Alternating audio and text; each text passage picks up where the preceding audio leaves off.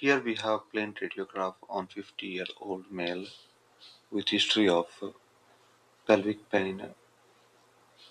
So on this plain radiograph, what we have got is ill-defined sclerosis along both sacroiliac joints. If we look carefully, the sclerosis is more on the iliac side of the right sacroiliac joint and sacral side of the left sacroiliac joint. Features are suggestive of bilateral asymmetrical sclerotic type of sacroiliitis. Hence, MRI is recommended. But when we perform MRI, we see something very different. So let me show you the MRI with appropriate sequences. What we have got is extensive bone marrow edema in the sacral side of the iliac side of the right sacroiliac joint and iliac side of the left sacroiliac joint. There is no abnormal signal in the sacral side of the right sacroiliac joint and no abnormal signal in the iliac side of the left sacroiliac joint.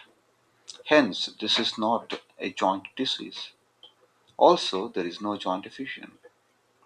If we look on T1, the same regions show low signal intensity, and on T2, what we see is an ill-defined transversely oriented linear low abnormal signal, and also we see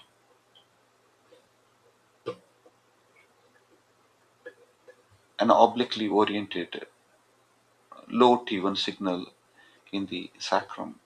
So these features are very typical for insufficiency fracture. In addition, there is a small reactive edema adjacent to the right iliac bone which is ascending upwards. In 50-year-old, we need to further evaluate the etiology for insufficiency fracture as this is not common in male gender and in this age group. These findings are not of sacroiliitis. This is very interesting case where insufficiency fractures are happening in two different bones mimicking sacroiliitis on a plain radiograph.